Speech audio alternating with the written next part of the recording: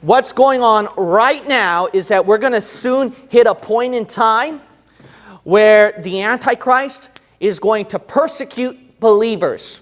We're heading toward there, and that they can keep track of every believer, whether they try to hide or defend themselves. It will be defunded, it will be disarmed, and whether you even try to run without a weapon, they will track you down and find you. And the Antichrist will eventually do that at the tribulation, and we're seeing things being set up right now for that. Right now, things are setting up right now for that. You might say, how? Why? And you're kind of scaring me, preacher. Tell me. So let's go through several things on what's going on around our world, shall we? So the first thing that we're going to cover around our world is, obviously, we've heard about the infamous BLM movement. The infamous BLM movement, what they're doing is that they're trying to, because of this spread about Black Lives Matter, they keep screaming out. And then in Seattle, it got so bad that the anarchy that is going on over there, the people, the anarchists, think that we finally attained our freedom.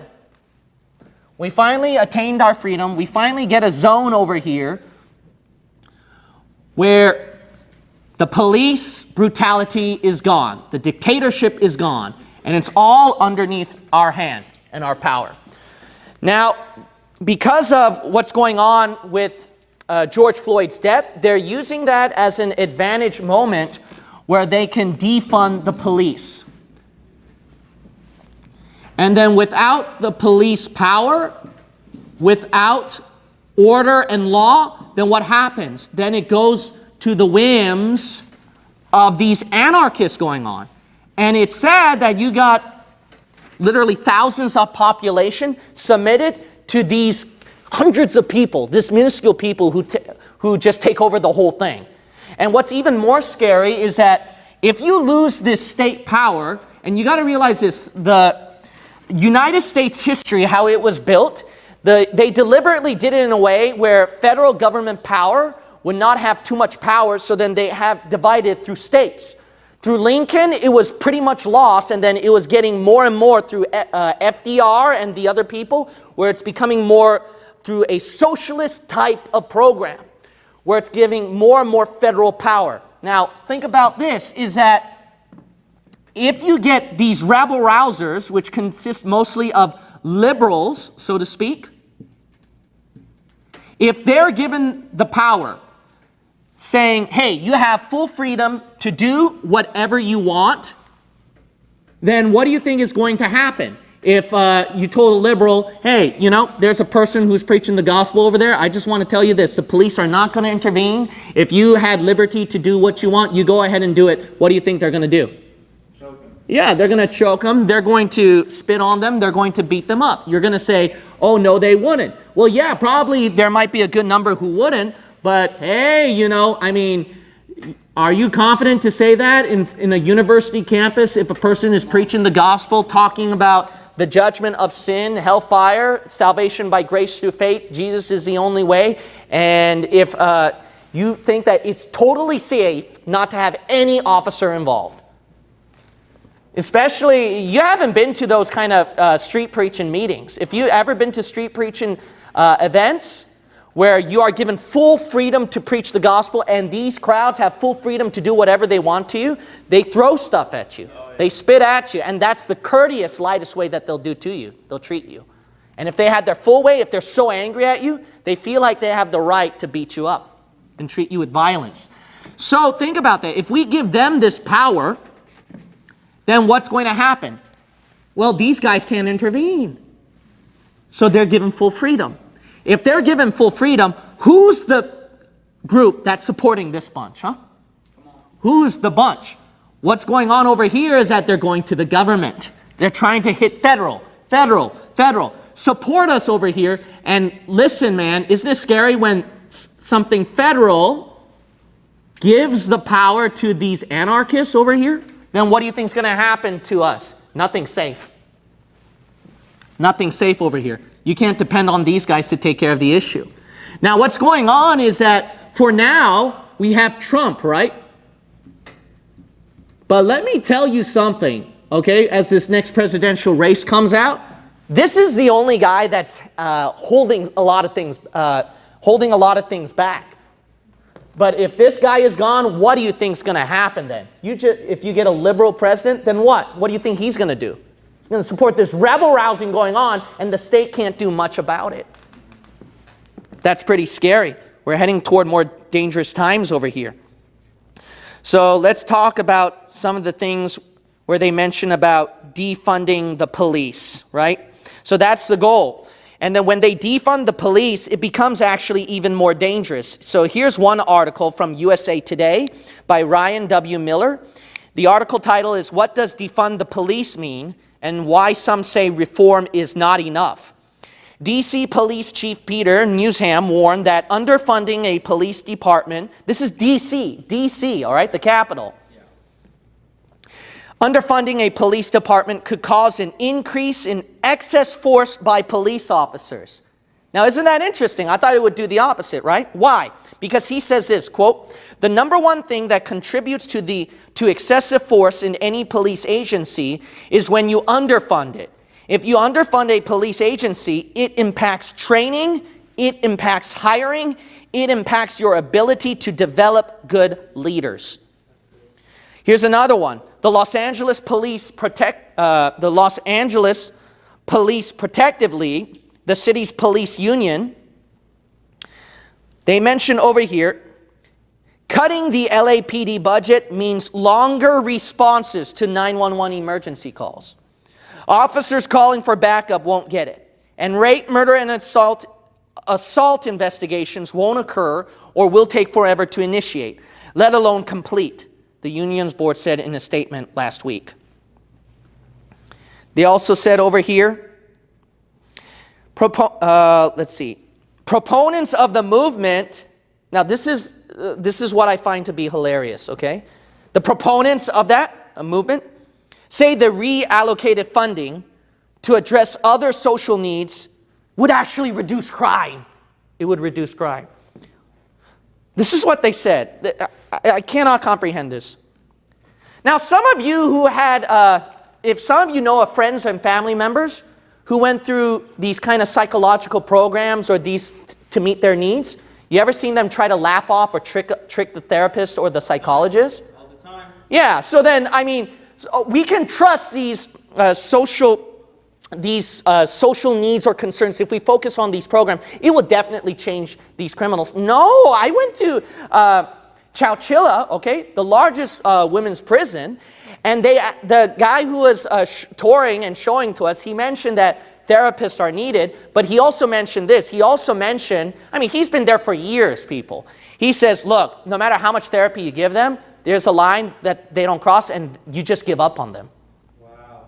Like if then you're just wasting time on that. You got to work on the inmates there who at least have that chance to change. But people who don't, you don't want to waste time with that. They'll just laugh you off. He gave up on them. Why? Because he was a counselor. He's a counselor there. Okay, look at this. Laughable. This is what they claim. Quote, by shifting money away from the police and towards services that actually meet those needs, we'll be able to get to a place where people won't need to rob banks. Now that's scary, man. I mean, how insane is our world? This is insanity over here. I mean, come on, man. Even people who has connections and friends and family members in criminal activity, drug activity, they'll laugh at you. They'll laugh at you. They know that, hey, no, okay? I mean, they trick psychologists and therapists before. Putting on the sad act, right? They're not going to go to court, acting all defiant. They're going to put that sad act, that innocent act, trying to, I'm not really that guilty. They're going to do what it takes where they can get away with things. Anyways, let me read some other articles over here. This is by the City Journal. The City Journal. The title of the article is Anarchy in Seattle. Seattle's hard left let's keep reading over here. 6 blocks in the Capitol Hill neighborhood. So they covered that much. Black Lives Matter and Antifa-affiliated activists have engaged in a pitched battle with Seattle police officers and National Guard soldiers in the neighborhood. Hoping to break through the barricade, protesters attacked officers with bricks, bottles, rocks, and improvised explosive devices. Then, in a stunning turn of events, the city of Seattle made the decision to abandon the East Precinct and surrender the neighborhood to the protesters. They said over here, even putting up a cardboard sign at the barricades declaring, "You are now leaving the USA." Hooded men spray painted the police station with slogans and anarchist symbols, renaming it the Seattle People's Department East Precinct. Raz Simone, a local rapper, with an AK-47 slung from his shoulder and a pistol attached to his hip, screamed, "This is war!" into a white and red megaphone and instructed armed paramilitaries to guard the barricades in shifts. Later in the night, Simone was filmed allegedly assaulting multiple protesters who disobeyed his orders, informing them that he was the police now, sparking fears that he was becoming the de facto warlord of the autonomous zone. Let's see over here. We need to align ourselves with the global struggle that acknowledges that the United States plays a role in racialized capitalism, one told the protesters. Racialized capitalism is built upon patriarchy, white supremacy, and classism. The following day, a coalition of black activists associated with the autonomous zone released a more specific list of demands, including, look at this, the ridiculousness, including the total abolition of the Seattle Police Department. This is ridiculous, their list here, okay? Total abolition of the Seattle Police Department, the retrial of all racial minorities serving prison time for violent crimes, and the replacement of the police with autonomous, restorative, transformative accountability programs. Blah! You know what they're going to do? They're going to play tricks with them, laugh them off, like they've always done. Activists pledged to maintain control of the Capitol Hill Autonomous Zone until their demands are met.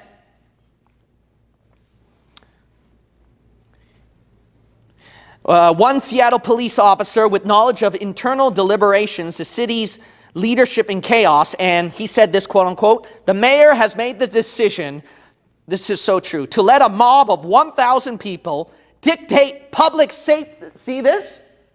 Dictate public safety policy for a city of 750,000. See what they're trying to do? See, just this group right over here dictates everything for these guys to do things, right? The tide of public opinion is on the side of the activists, and they're pushing the envelope as far as they can, said the officer. It's not hyperbolic to say the end game is anarchy. That's what he says. That's what he says. Socialist Alternative Councilwoman Kshama Sawant declared the takeover a victory against the militarized police force of the political establishment and the capitalist state. 3 council members have signaled support for a 50% reduction in the police budget, with additional council members likely to support a similar policy in the coming weeks. Sawant also opened Seattle City Hall, which had been closed by the mayor, to protesters who immediately occupied the building. So we notice over here that think about this, is that if you think this is chaos and this is bad, actually there were Trump supporters who got fed up with everything that's going on. So they're like, we're getting fed up about this. So they actually took their weapons. And some of them, you can find video clips somewhere where they all went to Seattle. So there's going to be some kind of bloody violence there. Ohio, there was already violence struck going on over there. So look at this over here. It's like every man for himself. It's every man for himself. There is violence everywhere. And think about this. So then if these guys have the domination to do whatever they want. I mean, they're going to do the same things eventually with Christians. And you might say, I don't think so. Well, actually, this video has been going around online. But there was a street preacher who was actually attacked, and he was actually given a chokehold by Antifa and these liberals during this chaos that was going on. Now, whether this street preacher, so let me just clarify something over here. So maybe the street preacher, you might say, well, he was dumb enough to preach over there. He shouldn't have. Or maybe he was not delivering the gospel like he should have and was just asking for it, you might argue. Okay, whatever. But the point is this. The point doesn't change the fact that if you were to give liberty and freedom to these people, to a person who would mention about sin or hell, I mean, this is dangerous. They would do that to you. It doesn't change that fact. It doesn't change that fact no matter what. All right, so this is what one Twitter reads over here, what they did. I mean, this is just awful. This is just disgusting what they did. But one person posted the video of the street preacher, and then he mentioned this. He says that this is what defund the police looks like. In Chaz, a street preacher is surrounded by Antifa. A professing homosexual man holds on to him, kisses him, unwarranted. They eventually released him. There are no cops, but, oh man, look at that. Jesus, give me strength for the back. What does it feel like to get hugged by a homosexual? Glory to the King. I'll kiss you on the face, buddy. Glory to the King eternal. Oh, my God. Jesus is my taking his phone. He's stealing my phone. No, I don't. Stop choking yourself. You're choking me. So that's He's going to come back in.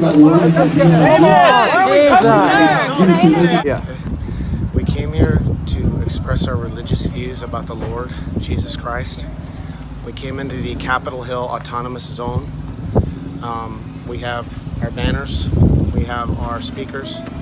Immediately we started being harassed by people telling us that we could not be there and that we had to leave. My phone was stolen several times and then returned and then finally ultimately stolen. They put me in chokeholds several times. It's on video. They choked me. I told them to let go, then they let go. They dragged me several times. They tried to prevent me from getting to the crowd and giving our message. They ripped the signs out of our hand. They kneed me in the head. But you know what? God sent us here to give them that message of hope. Not a message of condemnation, hope. And they didn't want to hear it. Think about it. Isn't that how do you get the world to persecute Christians in the Antichrist kingdom?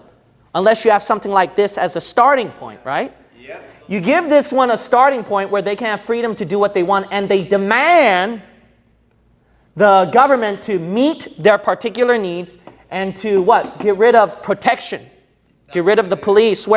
Because why? Because our last stand, to be quite honest, Christians, the only reason why we have protection is because the last stand is actually the police officers. I mean, all you have to do is, if we have trouble in our church, who do we contact? We contact the police, all right? We did that before, all right? That's the only way that we can survive. But if you don't have that, then what's going to happen? Anything goes. Anything goes. And as the world gets more crazy and crazy, think about this. Let's just set up further more things. There's a Netflix cartoon. And it's they had it what they call Smart Mark, they called it. And in this kids program, it was Stretch Armstrong and the Flex Fighters. And in this one, what they show to little children, so let's see how everything's going to connect to this one, right? So here's the one screaming the demands. And then all these predictive programming is going on. One is where you have this system. If you watch that television show, kids are watching where people, when they do shopping or order stuff through the markets, they sit down on a chair and then they put this kind of technological mark on their hand. They're playing that for children, actually. You can look that up. So it's actually You have to look at the Netflix show, Stretch Armstrong and the Flex Fighters, and just look up Smart Mark. All right, Smart Mark. And then check that out and see if what I say is true or not. All right. Another thing over here is that, well, you know, the only thing, to be quite honest, that's spreading truth is the churches, but churches are being shut down more and more, right? Due to the safety measures of coronavirus, so that's not helping. So everyone is going to online, right? But guess what? Even online is not even going to spread the truth either. You know why? A lot of you, how many of you have heard of Zero Hedge? Zero Hedge?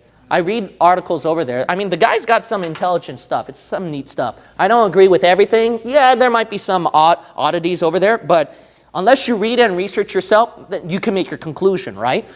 But in Fox News by Tucker Carlson, the title of the video is ProggerU, Google, YouTube censors conservative videos.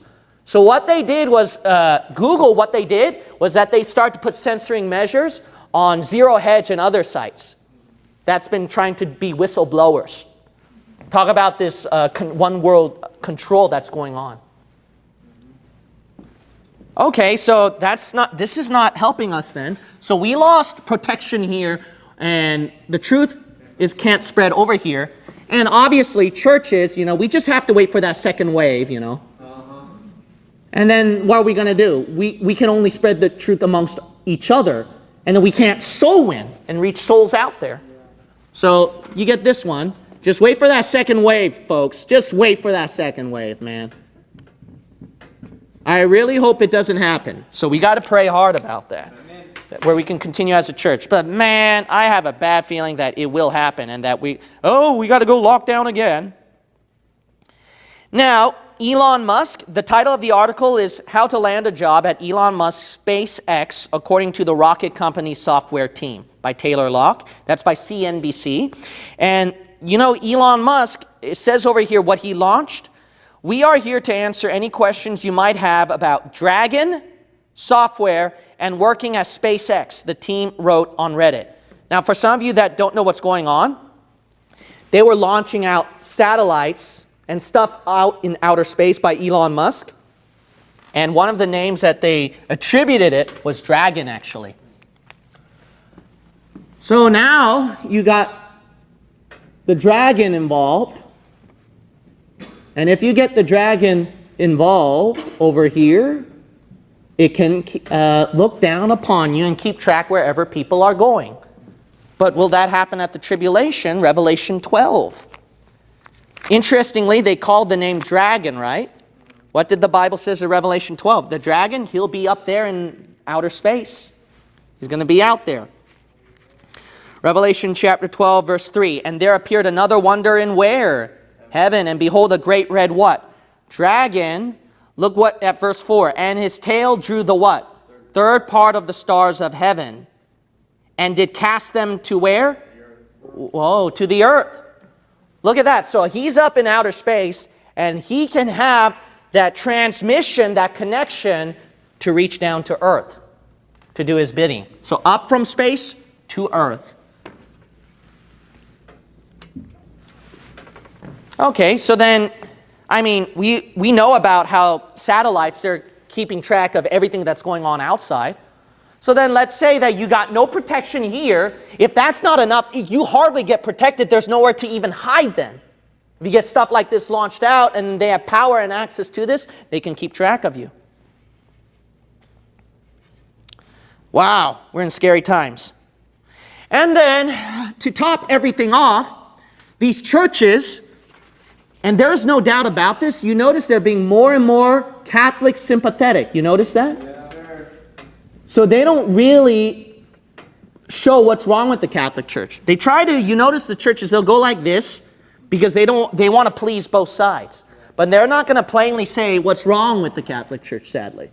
Now, these churches over here, and if you doubt me, look up the Modern Version committees, look up all the churches, look up the National Council of Churches, and you will see a Catholic priest somewhere involved.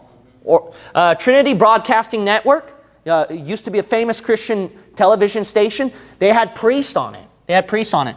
Benny Hinn, he would bash the Orthodox Church, but why he was doing that was because he was trying to support the Catholic Church. And he had priests on there too. So guess what? If you're going to talk about Christianity, what do you think is the number one religion people think about when you talk about Christianity, huh? It's the Catholic Church, right? It's the Catholic Church. When you talk about Christianity, this is the first thing that they think about, is the Catholic Church. Well, Trump is defending religious freedom, so that's our only hope. Well, this is by The Hill. This is by The Hill newspaper, and it says this, June 2nd, 2020, so this is a while ago. Trump signs order directing State Department, U.S. aid to take action on global religious freedom. That's the title of the article. Well, praise the Lord Jesus Christ. He's doing a good job. Well, some of you don't know this, but in the video, okay, if you actually look at Bloomberg television, they have a video where Trump visits. The title of this video is Trump visits the St. John Paul II National Shrine. St. John Paul II National Shrine in Washington, D.C. That's when he made he quietly, the newspaper mentioned it was quietly an executive order concerning about religious worship, but that was under what? It was all under Catholic. So guess what? Revelation 17 and 18, will there be religious worship? Of course. And you know what that is? Revelation 17, 18, the Catholic Church. The Catholic Church. So then there's no turning back. Now look what our great president did in front of the statue.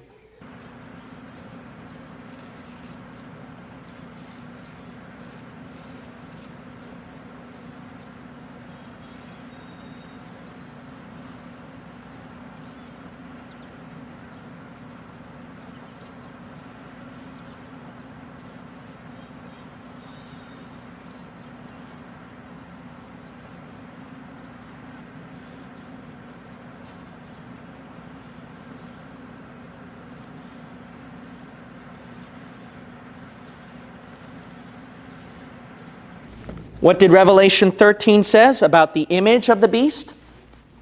They're going to be worshiping it. The image of the beast at Revelation chapter 13. That's what it shows. Now look at Zechariah chapter 12. Zechariah 14, excuse me. Zechariah chapter 14. Zechariah chapter 14.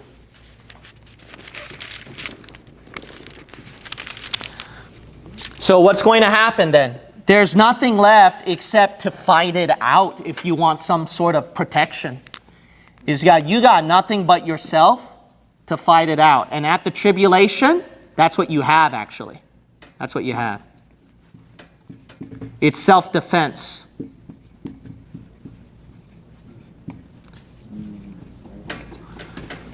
Look at Zechariah chapter 14. Notice what will happen to this group of people because the whole world is turning against them.